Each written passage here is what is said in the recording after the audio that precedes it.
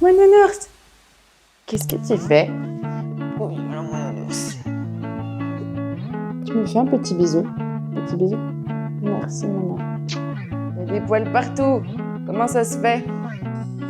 Hello! J'espère que vous vous portez bien. Alors attendez que je m'en sorte avec le micro. Putain, je suis contente de vous retrouver. La semaine dernière, j'étais à Paris. J'y allais de base pour les Solidays. C'était tout le week-end, mais moi, j'y suis allée que le vendredi soir. J'ai pu voir Sean Paul, Damso, Riles et Shai à la toute fin. Il a fait un super beau temps, donc régalade. Le dernier festival que j'avais fait, ça remontait à Lollapalooza, genre en 2018. Donc c'était très sympa. Après, voilà, j'avoue qu'une fois dans l'année, c'est bien. Surtout qu'il y a vraiment un monde de fou. Enfin, en même temps, logique, je sais pas à quoi je m'attendais en allant à un festival. Je suis restée 4 jours et en vrai, à chaque fois, je me fais la même réflexion sur Paris. Le fait de ne plus y habiter, ça me donne d'autant plus envie d'y aller. Quand j'y suis, je kiffe, vraiment, je me régale. Et après, quand il faut prendre le train retour pour Montpellier, je suis toujours trop contente parce que je me dis que voilà, j'ai fait ce que j'avais à faire dans cette ville, pris mon shoot de sociabilisation. Maintenant, je peux revenir dans ma petite routine dans le sud, tranquille. Donc là, je vais pas vous mentir, je suis rentrée lundi et il est jeudi. Qu'est-ce que tu fais? T'es en train de jouer avec des mouches? Depuis qu'il fait 40 degrés dehors, il y a des mouches de partout.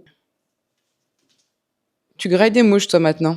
Donc je disais que la semaine est déjà bien entamée et c'est plutôt une bonne chose, mais j'ai été bien prise par le travail ces derniers jours. Donc j'ai commencé à bosser pour mon premier client, tout à fait sur la V1 puis la V2 d'une vidéo YouTube qui sera une FAQ. Ça se passe grave bien d'ailleurs la communication avec eux. Donc là aujourd'hui je suis en attente d'un retour pour faire quelques ajustements et je commencerai à bosser sur les autres vidéos juste après. Et une autre bonne nouvelle, c'est que le manager que j'avais pendant mon alternance, il y a de ça bien 4-5 ans, m'a contacté pour faire le montage d'une de ses vidéos pour son podcast. Donc en fait il sort bientôt une plateforme de préparation et de coaching mental. Et en parallèle de ça, ça fait plus d'1 an qu'il interviewe différentes personnalités dans le monde du sport, de l'entrepreneuriat. Cette fois-ci, il interviewait Guillaume Boubèche, le fondateur d'un SaaS qui s'appelle Lemlist. Lemlist, c'est un outil que j'utilise depuis les débuts, quoi. Et c'est trop drôle parce que cet outil-là, pour la première fois, c'est mon ancien manager qui me l'avait montré. En fait, c'était sorti, je crois, en 2018. Et il a réussi à l'avoir en interview pour son podcast. Donc, génial. Pour l'instant, il a toujours publié des podcasts, donc sur Spotify, Deezer, etc. Et là, il se lance sur YouTube. Je mettrai sa chaîne en barre d'infos, comme ça vous pourrez aller voir si ça vous intéresse et en même temps vous pourrez aller voir mon travail. Et ce qui était particulièrement cool, c'est qu'il s'agissait d'un projet multicam. Donc c'était un peu mon challenge de la semaine d'apprendre sur Premiere Pro comment faire ce genre de sélection de plans. Ce qui n'est pas vraiment compliqué en soi, mais voilà, je suis contente de l'avoir fait. Du coup, je vais pouvoir le rajouter à mon portfolio et les rushs sont vraiment magnifiques. Puis en parallèle, j'ai pu monter quelques reels pour Insta, TikTok. Donc voilà, ça m'a bien occupé mes trajets en train aller-retour pour Paris. Sinon, lundi et mercredi soir, j'ai eu mes cours comme d'habitude. J'ai rendu mon deuxième projet Premiere Pro qui était une sorte de mini-fiction. J'ai eu un super bon retour de la prof. On a vu tout ce qui était colorimétrie, étalonnage. Et sur CapCut, là, je finalise cet après-midi mon projet de reel pour Yomi Denzel. Et je vais me lancer après sur un nouveau livrable qui est celui d'un VSL. Je crois que ça veut dire vidéo sales letter, un truc comme ça. Ouais, c'est ça. En gros, c'est une vidéo conçue spécifiquement pour vendre un produit, un service ou une idée. En vrai, ça, c'est super pour mon portfolio. Je vais creuser ça dans la semaine pour savoir un petit peu différents éléments qu'il faut inclure dedans. Ça rejoint ce que je pouvais faire en marketing lors de mes anciennes expériences en CDI. Donc, ma foi,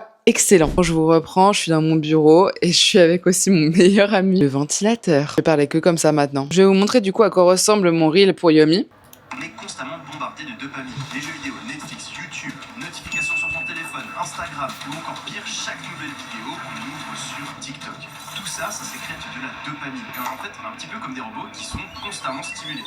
Dopamine. Et toutes ces activités qui vont procurer énormément de dopamine à court terme, elles vont en fait nous démotiver à faire de la dopamine à long terme. Comme par exemple, obtenir un meilleur corps, avoir une promotion, gagner plus d'argent. C'est donc pour ça que c'est difficile pour vous de rester concentré, de tenir une habitude. C'est pour ça que c'est difficile pour vous de réviser alors que vous savez que c'est ça qui est le plus important pour vous aujourd'hui. La bonne nouvelle, c'est qu'il existe une solution. Au lieu de continuer à galérer, à essayer de mettre en place des habitudes alors que vous avez aucune motivation, eh bien on va utiliser la stratégie inverse. On va supprimer ou fortement diminuer ces sources de dopamine à court terme. Et ça, comme par magie, ça va augmenter notre motivation. Donc voilà un exemple de livrable pour ma formation. C'est pas du tout du contenu que j'ai l'habitude de consommer personnellement, mais c'est le genre de montage qui me fait kiffer. C'est vraiment une petite timeline en plus, il y a 2-3 emojis, des sous-titres, quelques changements de rythme. Mais c'est intéressant, c'est typiquement le genre de TikTok qu'on va retrouver sur son compte. Et au moins j'ai la méthodo et je suis tout à fait en mesure de pouvoir le refaire pour qui que ce soit. Ce midi sinon je vais au resto et leur carte change toutes les semaines, mais là j'ai vu qu'ils avaient une énorme burrata avec une salade de tomates. Et en entrée, le carpaccio me fait de l'œil. Je pense pas prendre de dessert. Donc voilà, je rejoins Matt et ses collègues et puis je vous reprends après.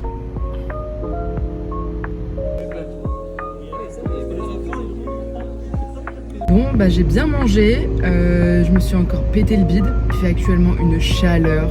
Genre là, le compteur affiche 44. Je suis en susu, mais je me suis régalée.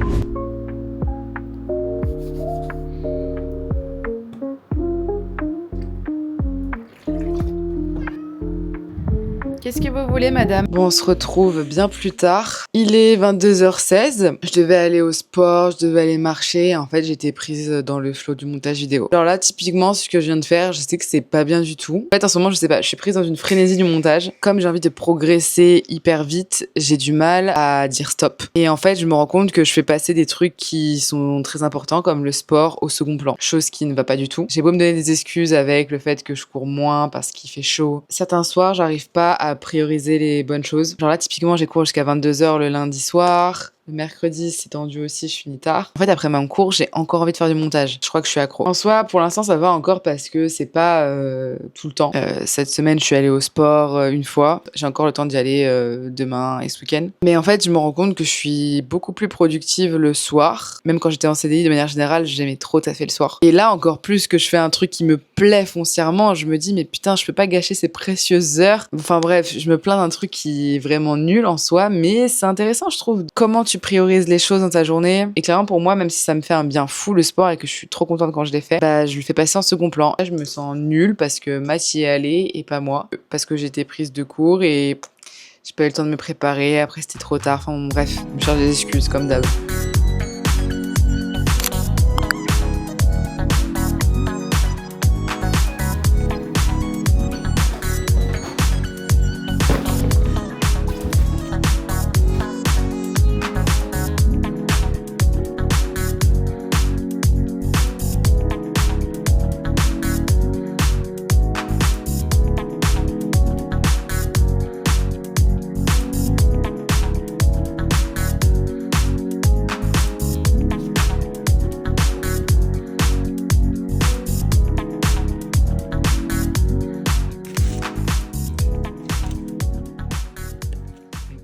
Et les amis, comment ça va? C'est vendredi après-midi. J'étais sur le montage de la vidéo que vous êtes en train de regarder. Ce matin, on avait rendez-vous pour refaire la clim de la voiture. Plus on a fait les courses. Je suis trop contente parce que ça y est, c'est la saison des melons, des pastèques, des pêches. Bref, à part ça, j'ai encore une autre bonne nouvelle. Hier soir, j'ai reçu mon premier mail de la part d'un potentiel client. Donc c'est une personne qui lance sa boîte dans l'immobilier commercial et qui cherche à faire la promotion de celle-ci. Il y aurait potentiellement des besoins pour une vidéo sur sa landing page principale, enfin sur son site internet. Et potentiellement une deuxième vidéo par la suite. Ça peut être intéressant, encore une fois, pour enrichir mon portfolio. Donc, à voir si ça se fait, bien évidemment, je vous tiendrai au courant. Il m'a trouvé via LinkedIn, apparemment. Donc, très cool de faire ça en parallèle de ma formation et toujours de mon contenu perso. D'ailleurs, je réfléchissais un petit peu cet après-midi et en vrai, la charge de travail commence à être conséquente. Dans le sens où là, ça y est, potentiellement, je vais avoir des clients, en tout cas du travail pour des clients différents chaque semaine. Et toujours des livrables pour ma formation. Le rythme de cours va s'accentuer, surtout en août, septembre. Donc ça me fait réfléchir et au début, c'est vrai que j'étais partie pour me dire que j'allais faire une vidéo par semaine sur YouTube en perso. Et je me rends compte que ce rythme de une vidéo par semaine, il est peut-être plus tenable aujourd'hui. Si je dois prioriser un truc, ça sera toujours mes clients et ma formation en premier. Je me dis en fait, à quoi bon se mettre un rythme aussi soutenu si c'est juste publier pour publier. Je me dis que ça peut être intéressant de faire des plus gros vlogs, mais moins souvent. Ça me permet de prendre un peu plus de temps pour le montage, de faire des choses plus quali. Et voilà, encore une fois, j'ai pas envie de m'imposer un rythme sans raison. Donc je fais le choix de ne plus m'obliger à publier une vidéo par semaine, une vidéo toutes les 2 semaines, 2 fois par mois, je pense que c'est pas mal. J'aime trop l'exercice de parler à une caméra, de créer du contenu plus long. Donc je suis toujours dans l'optique de mettre un point d'honneur à publier régulièrement sur cette plateforme, toujours en ayant en tête mon objectif principal qui est de me dégager un revenu stable le plus rapidement possible grâce au montage vidéo. Et si je dois ajuster mon emploi du temps de création de contenu, prendre des décisions, etc., bah j'hésiterai pas à le faire. Et voilà, je pense que c'est important de réévaluer ses priorités de temps en temps.